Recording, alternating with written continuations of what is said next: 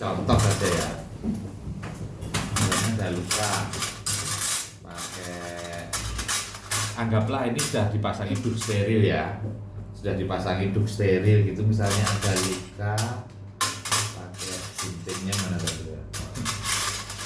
Nah ini misalnya ya, nanti ada pakai yang bengkok atau tidak ya tergantung keperluan saudara ya, semuanya ada itu. Debridement itu misalnya begini ya, misalnya kita menggunakan ini tadi apa namanya saudara? Klem ya, misalnya ya, ini kebetulan ini tidak ada gambaran nekrotik, tapi kalau luka tadi siapa yang bisa menunjukkan gambar yang hitam tadi, coba tunjukkan salah satu saja, tidak semuanya ya. Ya ini bagian dari debridement ya, dari debridement. Nah ini loh, saya seperti surgical debridement ini, coba mana? Nah ini ya, misalnya ini ekstrim saudara, harus sampai penuh begitu ya, seperti ini. Tapi ada yang tidak seperti ini, sininya sudah merah begini saudara. Nah seperti ini ya, nah seperti ini surgical debridement. Nah seperti ini lah ini ya. Ini katakan kalau di manekin ini nggak terlihat jelas ya, tapi katakan di area ini hitam ya, hitam itu kalau Anda merawat luka, hitamnya tidak Anda buang, tidak akan bisa sembuh saudara. Maka dibantu dengan apa ini? Klem, katakan bagian ini ya, diklem gini, tek. Terus ini untuk motong, dipotong. Nah gini, terus ini dibuang ke tempat kotor. Itu namanya surgical debridement ya, menghilangkan yang jaringan nekrotik itu. Karena kalau jaringan nekrotik tidak dibuang, dia menghalangi penyembuhan luka. Sehebat apapun Anda merawat, kalau jaringan nekrosisnya tidak Anda buang, berarti kita melakukan nekrotomi dengan cara salah satunya ya surgical debridement, pakai klem, diangkat dikit, dipotong ya, terus dibuang ya, seperti itu.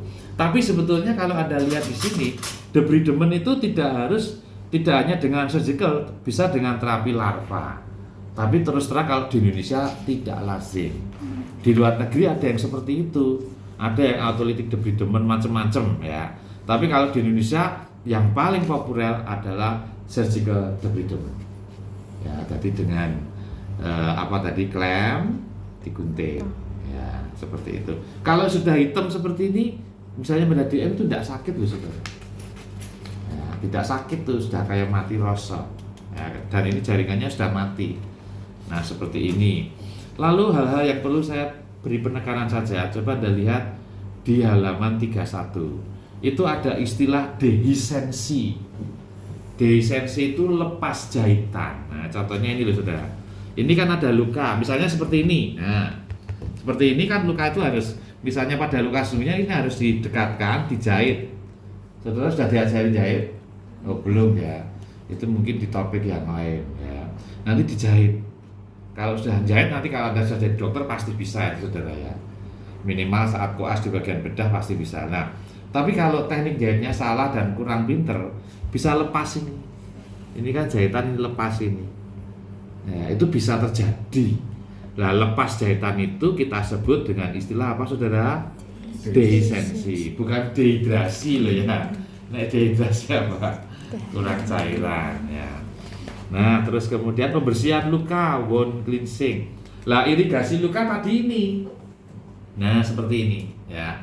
Jadi nanti saudara masukkan NaCl ke wadah bersih, kemudian Anda sedot 50 seret, kira-kira kan segini ya. Nah, nanti kalau misalnya ini ada lubangnya juga enggak ini?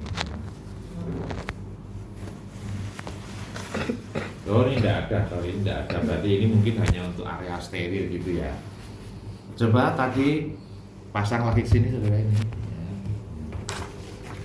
Pasang lagi. Nah nanti kalau saudara besok mendapatkan tugas irigasi luka, ini masukkan ke wadah steril, Anda sedot, sudah ya. Posisi Anda harus pakai handscoon dulu ya. Nah ini terpaksa basah-basahan. Nah Anda mendemokan apa tadi ya, seperti ini saudara, begini. Nah gini set, terus ini Anda kasih bengkok begini. Nah kira-kira begini ya, paham ya.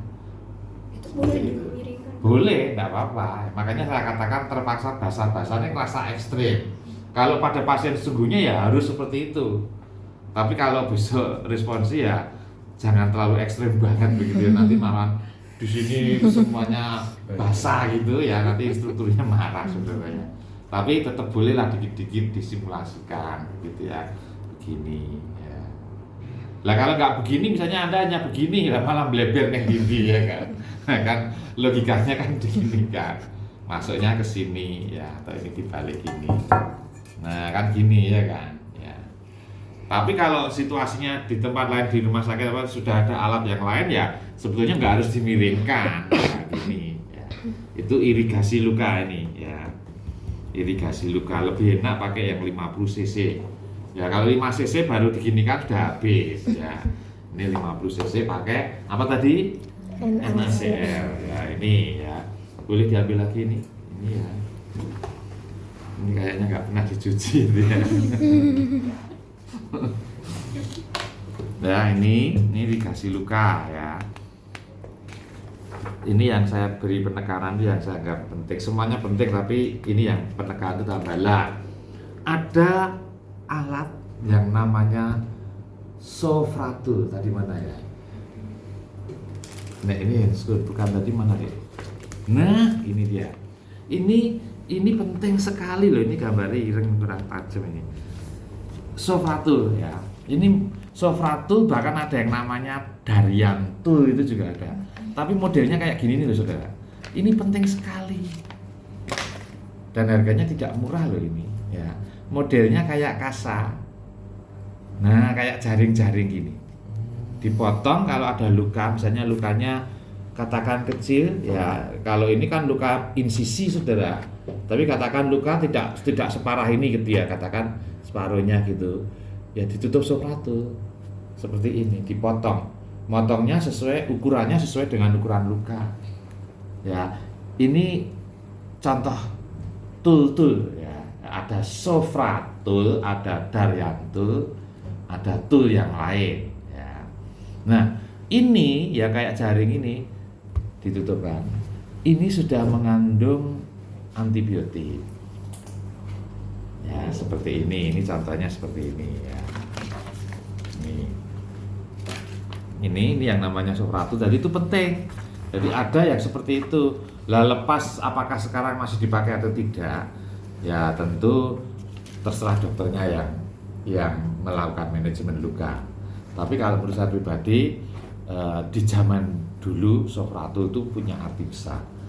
Sepanjang yang pengalaman saya sebagai dokter, kalau dulu merawat luka sangat membantu kesembuhan ya, dan harganya tidak murah. Tapi sekarang ada yang canggih-canggih ya, kalau Anda lihat ini ada hidrokoloid, foam, film, alginate ya, ini sudah ada contoh-contohnya. Ini sebetulnya alat-alat medikasi manajemen luka yang relatif mahal. Mungkin salah satunya ini ya. Nah seperti ini ya, dressing macam-macam. Ini belum tentu loh di puskesmas ada. Ya kalau di rumah sakit besar ada, tapi di puskesmas belum tentu. Karena yang tersebutkan di sini ini sebetulnya area-area bahan-bahan untuk membantu kesembuhan luka yang relatif harganya tidak murah. Terus kemudian termasuk hidrofiber, hidrogel dan seterusnya. Ini banyak ini ya. Sudah ada contoh-contohnya, Anda bisa baca sendiri. Lalu kalau iodin itu ya ini ya. Mungkin kalau ada yang punya di rumah kan ini ya. Kalau zaman dulu obat merah, pernah tahu obat merah? Bahkan pernah ada tanaman tentil, pernah ada. Lalu kalau saya zaman saya kecil seperti itu. Ya itu dulu, tapi itu di kampung. Jadi tanaman tentil itu dulu ya. Kalau sekarang jangan dicontoh, sekarang sudah banyak. Tapi nyatanya dulu ya tidak apa-apa gitu loh kenyataannya. Teman saya bermain gitu ya, jatuh. Kalau punya obat merah ya lebih baik ya kan. Tapi waktu itu tentilnya itu dipotong, bahasa Jawanya ada getahnya. Getah itu telutuh. Itu ditempel ke, nyatanya ya nggak apa-apa. Kamu pernah lihat seperti itu di mana? Nah, di rumah punya tanamannya ya seperti itu. Nah, tapi kalau sekarang ya pakainya cara medis ya. Dulu mungkin kalau kakinya kena knalpot, melepuh, kasih odol ya sekarang jangan seperti itu lagi kalau sudah tahu caranya ya. Ada pelembab, ini contoh-contohnya seperti itu. Nah ini contohnya tadi ya, irigasi luka tadi yang ditanyakan tadi ini ya, seperti ini ya.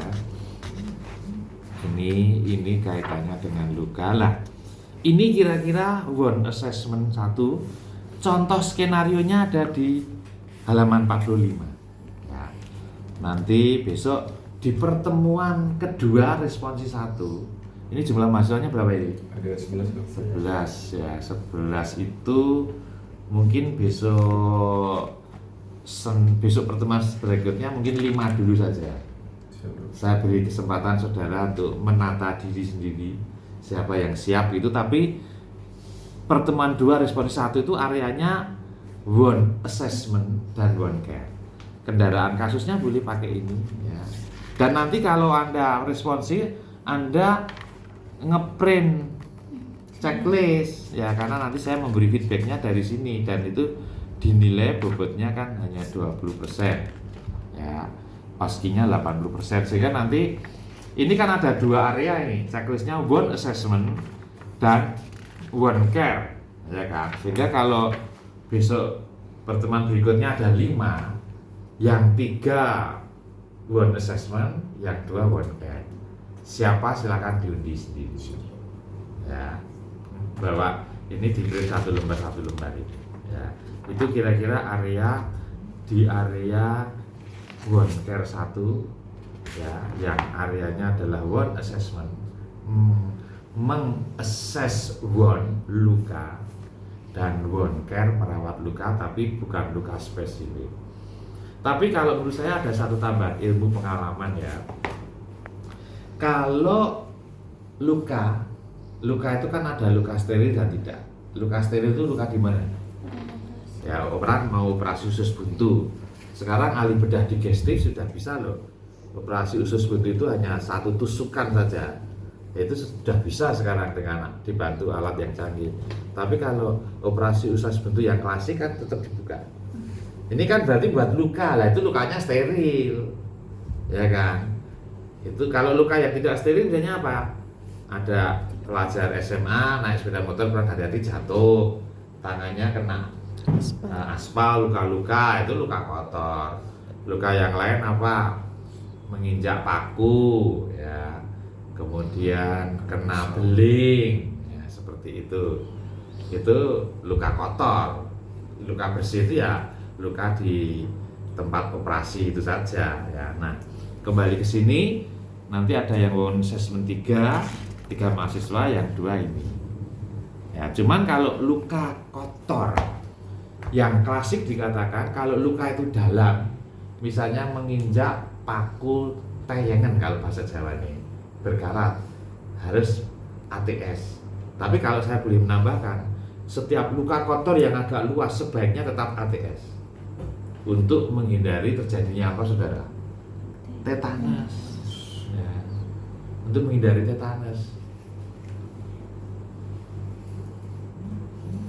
ya, jadi lebih baik tetap di ATS ya, pasiennya tetap tambah biaya mungkin 300.000 daripada kena tetanus yang bisa 50 juta. Saya selalu ingat peristiwa tetanus itu pada tetangga saya di zaman saya kecil.